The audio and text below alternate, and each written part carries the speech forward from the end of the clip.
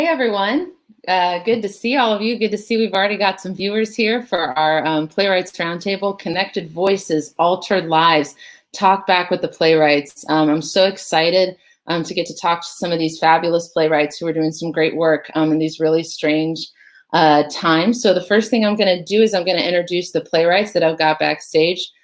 First up, we've got Brianna Barrett. I'm going to bring her on. Brianna Barrett wrote, hey, Brianna, how's it going? Hello. Hi. This is random and weird. I just feel like I need to tell you. My sister's name is Brianna and my name is Bethany, and we were both, I feel a connection to you after the play. So strange. I was not even thinking about you, but when I was listening back to my play being read, I was like, oh my gosh, I used the name Bethany? You did. It just popped into my head. It's a fabulous name, so all good. And Brianna, in case you all haven't figured out, wrote the really fabulous play like Mother and Daughter. And next up, I'm going to bring in Don Salvo, who wrote Love Game Waiting, hey Don, which was, as we talked about, Don, I'm going to mute you because you're a little staticky, but I'll bring you back on when I ask you a question. Don wrote the fabulous play Love Game Waiting as a sequel of sorts to Love Game Match, which we featured in our first round. So good to have you, Don. Next up is Nancy Rose Ostinato, who wrote Unmasked, our first play of the evening. How are you, Nancy? Great. How are you, Bethany? I'm doing all right. Next up, we've got Frank Shimo, who wrote You Know Me, Joe, which was our last play of the evening. How's it going, Frank? And finally, Al Pergandy, who wrote All Prepped Up and Ready to Go. Great plays. Great plays all around, y'all. I'm not exaggerating when I say this was a really fabulous night of readings. I got chills. I laughed out loud. You should have seen the private chat with all the actors. We were going and appreciating each other and on all of y'all's work. I know some of the actors are joining us tonight. As a reminder to the audience who's checking in on Facebook and YouTube, if you want to leave a question in the comments, we would love to get your questions answered. I'm actually going to kick it off, though, with questions. I'm the moderator, so that's my prerogative. I wanted to ask specifically about this moment in time as writers. This, I think, is a difficult time for us as a larger community, not just as writers, but as Floridians and as Americans and as people of the world, how we can grapple with some of these big, complex themes and ideas that are going on right now. So, Nancy, I thought I'd start with you again, since you led us off tonight. What are some of the things that you're sort of thinking about in this time as a writer, and how are you hoping your play captures some of what we're going through as a country right now? Well, I think during this unique time when we're all sheltering in place and trying to practice social distancing, it's just interesting how dependent we are on other people at the same time that we're trying to social distance. And whether that is dependent upon them to be there as a healthcare worker or in the grocery store, or to wear a mask, or to practice social distancing and follow the guidelines, we really are dependent upon other people. And I think that during these times, the kinds of things that I've been thinking about is how it seems to me like people have to make a decision whether they're going to be doing what's best for all, or whether they're going to develop a every man for himself mentality.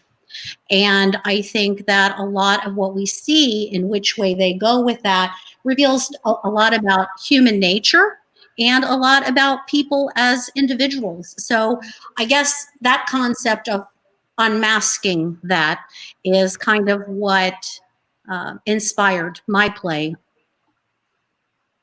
And I can definitely see that, because it's amazing how you've managed to capture and unmasked those two different perspectives, and yet it doesn't feel like the people arguing. It feels like this authentic relationship. You get a real sense of what's at stake for some of us as we're having these conversations. It's not just two news pundits going at it. It's the friendships, and that's what rings like so powerful in your play. I'll go ahead and throw the question next to Brianna, because you also, your play is also about relationships and how this crisis kind of maybe exacerbating some tensions. So how would you address that question? What is this time making you think about and write about?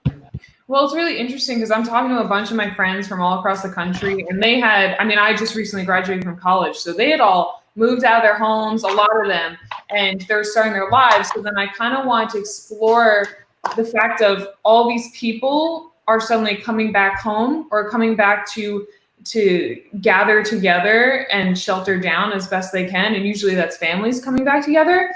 So that causes a lot of rifts because suddenly you have somebody that's grown up that's put in a place where somebody views them as a child still. So it's a really interesting dynamic. And then when you layer on all these dynamics of what's going on in the world and the stress of that, and I think that really heightens it. And then it brings these problems that might have been in the background really to the forefront. And we see people getting stressed out over little things, like, for example, in my play, how she wouldn't shave her legs. Like the smallest little things, and all of a sudden that represents the rift in their relationship.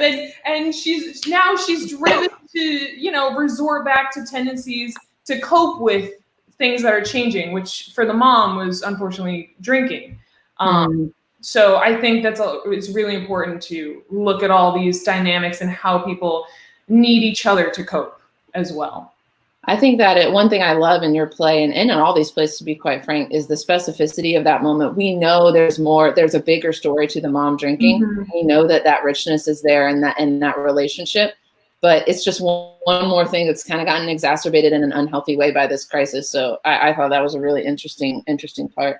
Thank you. Don, I'll throw the question to you next. I mean, this is a relationship that you've decided to revisit after writing about it for the first time. So I'll just throw it to you. What is this time period? What are you thinking about? What are you writing about? And how is your play impacted by what we're going through?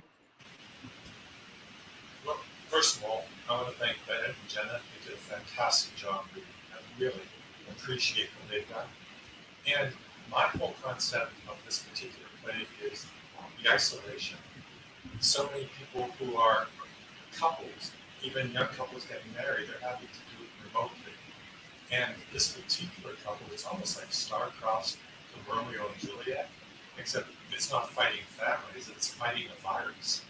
And they're living right now in a very abnormal time in the world of codeine disorder. And yes, it's dystopian, but these people really do love each other. And you can see the panic in their relationship of needing to be together, but the laws, the world, may prohibit that. And I've thought a lot about that. And if you do read, and I'm sure all of you do, 1984, Brave New World, Handmaid's Tale, it's all there. It's been talked about before, but you know what? We're living through it now. And these two, who were so romantic and sweet in the last play, are now panicked because it's what's happening. Yeah, I think that's super interesting. And I know, Don, we are getting a little static from you, so I'll reiterate a little bit of what you said in case the audience missed it. And this is also calling out something I find is just so profound about your play. They're living in an abnormal time. It's really dystopian, but at the same time, they love each other. This is a play about a relationship. That this is a lens through which you can view that relationship. And that's what I think makes it so powerful. So yeah, great thoughts. I think everyone was probably able to hear you. I just wanted to reiterate some of that, especially calling out the things I found just really, really profound about that. And I just wanted to let you know, Donna, as you were speaking, you thanked the actors. I just got one of the actors, Bennett, wanted to comment you back. He says, it was a pleasure to be in your show. And I know that's Bennett, but the rest of the actors I know have told me all the same things. So very cool stuff. Al, I'll throw the question to you next, especially since you are a master of humor. And this time, your reaction to coronavirus is to do something that is humorous and is fun. So if you wouldn't mind answering the question and also just adding the perspective of, how do you write a humorous play in this time? Oh, this is full of humor. This hysterical out there right now. You just have to view it correctly. Life is all the little things that happen. Wars break out, but it's that daily, getting up, brushing your teeth, going somewhere. And this story actually was based on a conversation I had with a coworker about the time the call came out. And he is a very guns and gold kind of guy, and he was like really, really annoyed that you couldn't get toilet paper. He says, what is it with toilet paper? And I says, well, I don't know. I says, you've got your gun. Go get some toilet paper, right? That's how you want to do it. And that was not what he wanted to do, but it's like, though, there's a group of people that's prepping for an end of the world that may or may not occur, but then we've got a end of the world that's perhaps not as severe. There's not a meteor streaming, headed our way that we know of, and that shift in perception of what I think is going to happen and what actually happens. It looks what I think is going to happen is big stuff, and little stuff I don't worry about. But then I find it's the little stuff that really is important, like access to products. Good stuff. Yeah, that's a great story. That's a great story. I know I'm always very interested in process as a fellow playwright. I'm also always interested in how we get our ideas and stuff. So that's really interesting. And Frank, I'll throw it to you lastly. Your play also is so authentic, has so much heart. It is just a wonderful play. And so, obviously, as all of this is going on, you thought very specifically of this whole sneaking into Wrigley Field thing. It's just such a cool concept. So if you talk a little bit about, obviously answering the question of how coronavirus, what it's making you think about, but also how you came to this play specifically. Okay, so my wife and I live down here. We could be close to her folks. They live down near Orlando, and now we can't see them. We saw more when we were in Minnesota. The other reason I moved down is so I could watch baseball down here. And look what happened. No baseball in Florida. 0 for 2. So now I just write about baseball, and I'm having fun doing it. As far as the times, you have to have some humor. Like my mom said, if I didn't cry about this stuff, if I didn't laugh about this stuff, I would cry, and I would rather laugh. And that's my take on it. And that's all I got to say about that. That's wonderful. And yeah, your passion for baseball. I mean, I definitely, your answer makes sense to me. You sense the passion for it in Dan's character. It's hilarious. So I just want to remind the audience too, these fabulous playwrights are taking questions from you. If you have any questions about the playwriting, these specific plays, the playwriting process, all these folks that are obviously fantastic and would love to answer those questions for you.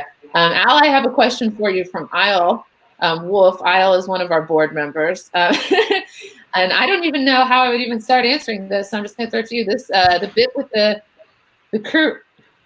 Al, help me out here. Yes, was awesome. So why does one of the characters in your play believe that it will be a viable payment in the U.S.? Because it's a gold bullion coin. It's 1 ounce of gold. If you're into that world of not believing that the U.S. dollar is going to fall apart, which could always happen, Krugerrand is kind of your go-to gold piece, and it sounds funny.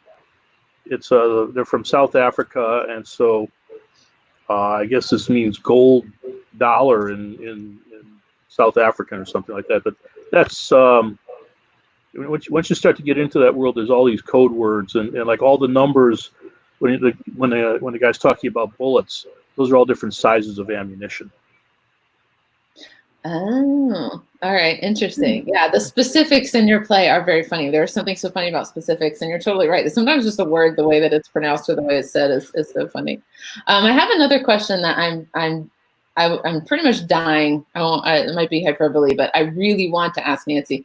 So going back to the play Unmasked, as someone who is really interested in process and how playwrights come up with ideas, did you envision from the start of the play where the conversation would take these two women? Did you plan that out beforehand, or was that something that as you were writing, you just started uncovering as you went along? I began with the end. And a lot of times I figure out, how do I want it to end? So I figure that out first. Then I go back to the beginning. And I think, one of the hardest things is to know, where do you start? At what point in the action is the right place to start? I mean, you've got 10 minutes. That's not a lot of time to do a whole play. So, it's finding that starting point. Once I've done that, the characters tell me the middle. Once I know my destination, I don't figure out how to get there. I sit there and I listen to my characters and I let them lead. Which direction are they going to go to get there? And a lot of times I have absolutely no idea. I sit there and I just, once I can envision who these characters are, it's like I hear them talking to one another. It's like I know I hate to say that because people will think I'm crazy, but but I hear the dialogue in my head of how they would say what they needed to say to get to that point in the end, if that makes sense. Well, it makes sense to me. I'm a fellow playwright. So I can totally, you're not weird. I could totally attest to the fact, same exact thing. We have a question actually from Chuck Dent that I'm going to throw to some of you. His question is, and this will just say Facebook user, but it's from Chuck. How many of you plot out the whole play versus Nancy's approach? I'll just generalize that a little bit. I think, we are a new play incubator. We probably have some new playwrights checking us out here. So just when you're approaching a play for the first time from a process standpoint, do you start with the end? I know a playwright who starts with the title, which I think is really cool, but I could never do that. I'll just leave it up to you all. If you want to answer the question, feel free to raise a hand or put it into the chat. I want to give you all a sec to think about it. A lot of times I start with the title, and then I figure out what the title means. For instance, I had a show called Big Swinging Dick's Topless Bar Presents a Naked Drag Queen Farting at Fringe a while ago. And I had that title for, I think, 3 years. I kept thinking, what does a naked drag queen even mean? I mean, if they're naked, you're not in drag. And I eventually figured out what that meant, and from that, the story fell out. So I love weird titles. That's wild. I almost wish I could do that because I have great titles all the time. I'll work with you. Got nothing. Maybe one more person. Would one other person like to answer this sort of from a process standpoint? Oh yeah, go ahead. Yeah. For me, it's kind of interesting. I started off, when I first started writing, I tried working from an outline. So I'm like, that makes sense. You'd stick to it. But as I wrote, maybe this is just how my brain works, but I find that I see almost a point in a vignette and a point in a conversation, and I want to explore it and flesh it out. And I have these different points, and I know generally how it'll begin, how it'll end, and then I have these conversations, and then I go back and start to knit them together in a way. So it's almost backwards, but it helps me. So it's a very weird process. That is interesting. That was new to me. It is really fascinating, though, how you could talk to 10 playwrights and get 10 totally different answers, and it's just what works for you. So awesome. Yeah, Don, go ahead. I'll bring that question back up, and I'll unmute you. Go for it. I always start with a conflict, and then I approach that conflict and work through that through the entire play. And then there has to be a change, of course. Somebody has to make a change by the end of the play. And the conflict to me is the most important thing. So I like to put it right at the beginning. Don, that is right on. You and I, we need to talk. You and I are on the exact same page because that's how I typically work through it. And I think, all of these are valid ways, but for me, that rings very true. If in case anyone can hear, Don said he starts with the conflict and understanding that there has to be a change by the end. So, we're approaching it from sort of a structural perspective. Very cool. All right. I think we'll move on to maybe one last question for my final question. So one last question from a user. It's a doozy. This comes to us from Jessica Fernando, who, if you all don't know her, is a fabulous actress who is in 81 and Essential this evening. And she has a question for us. As a writer, did you have to keep reminding yourself that as you wrote your play, it would be performed digitally? Did you stop, make changes? Did you write as you normally do? So I guess the one way of asking this question would just be, when you saw the script call come out, or when you started thinking about digital performance, did you write this particular piece to be performed digitally? I'll let you answer for yourselves. I feel like it's more so than others maybe, but yeah, go for it.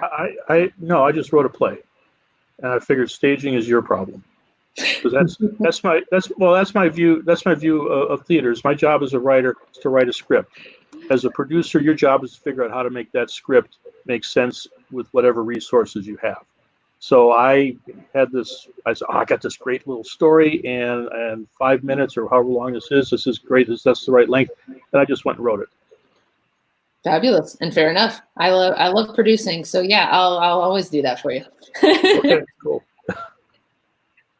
Anybody else have an answer they want to give? Yeah, Frank, go for it.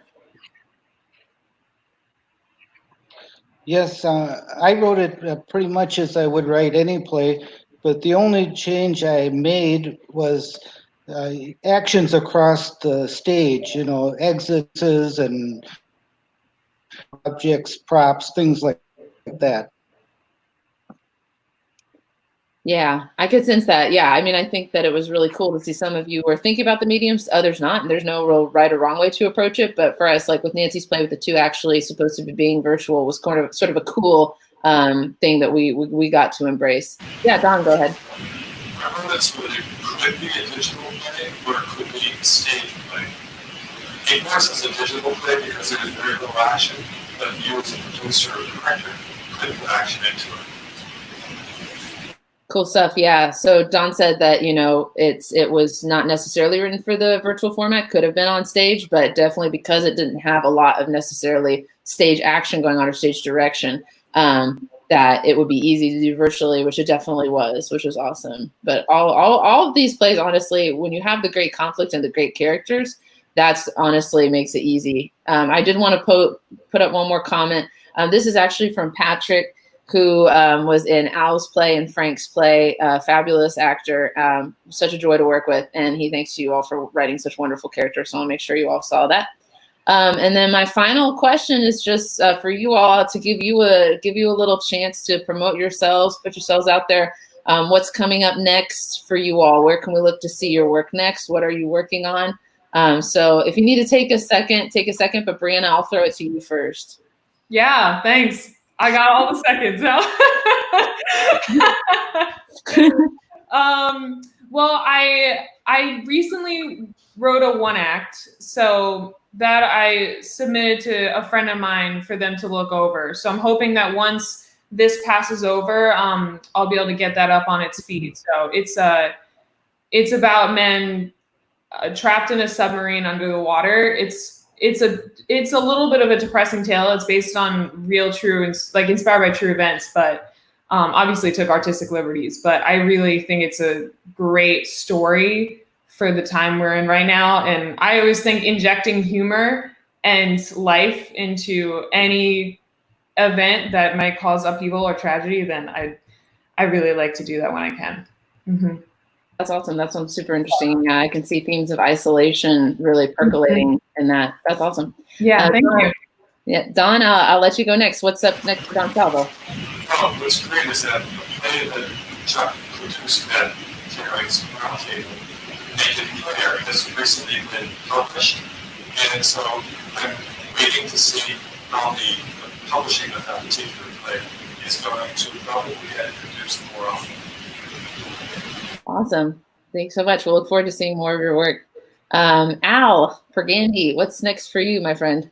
Well, I just got the manuscript of my novella back from my editor, and now I have to go through all of the edits and figure out which ones are good or not, and then we'll go try to get that published somewhere. Congratulations. That is quite an accomplishment. Yeah, snaps for Al. Yeah. Well, thank you. Frank, what's up next for you, my friend? Well, I continue to write on my novel. I belong to a writers group in Tarpon Springs, work on that. As far as plays are concerned, one of my select festival for 2020, but that was postponed to 2021, so that'll be done next April. And I have a reading in Louisiana of another one of my plays. Just continue to write, and thank you for doing my play. Of course, yes, to all of you, please keep writing, and we're all there with you, Frank. I have attended so many virtual performances of my plays. It's just crazy and stuff getting pushed, but thankfully there are still theaters doing things virtually or at least keeping our plays, even if it's moved. And so I'm with you there, though. It's definitely a little bit of a tough time sometimes, but you just got to keep writing. And Nancy, what's up next for you? Well, I've had a few things that have been put on hold, obviously, but and one of those projects is I've had stories before in some of the Chicken Soup for the Soul books, and I had a play that PRT did in 2018, Native Voices. It was called Leave a Message, and it was one of my favorite plays that I've done. I actually wrote a story about it for Chicken Soup for the Soul called Still Leaving a Message. And it was supposed to be released this month, but the Soup for the Soul people have decided to wait a year before releasing that book. But it is a book about the empowerment of women. And I told my story, which Leave a Message is a kind of a Me Too story. It is a true story. It is my story. And, they thought they could shut me up. So first it was on the stage with PRT, and now it's going to be in a Chicken Soup book that's going to be everywhere. So I guess they picked the wrong person to try to shut up. But anyway, so I've got that coming out, and I'm very thankful to PRT for having done Leave a Message, or this opportunity wouldn't be presenting itself now. And I also really just want to thank PRT for doing this show, because it's such a good opportunity for the playwrights to get their work out there, for the actors to still be able to entertain, for the audience to have something to watch during this time when all the theaters are closed. The other thing I'm working on, besides short plays, is I am collaborating with my son on a full-length musical, and I'm writing the book. He's going to do the music, and so we're very excited about that project. Cool. That's lovely. Yeah, that's awesome. Thank you so much. And I'll just say, to take it back slightly, like, thank you for writing that piece. Leave a Message. That was, if anyone got a chance to see it, it incredibly impacted me, just to be really honest. And I am so glad that it is going to continue making a difference. So thanks for that. All right, well, we are out of time. We are way over our time. My ASM is telling me, but it was such an absolute pleasure to get to talk to you. And thank you to our audience who stuck around and after the show to watch this. I hope you all learned a lot. I know I did. But for now, I'll just say good night, and everybody take care of yourselves, and we'll say goodbye. Thank Goodbye, you, everybody. Have a good night. Actors.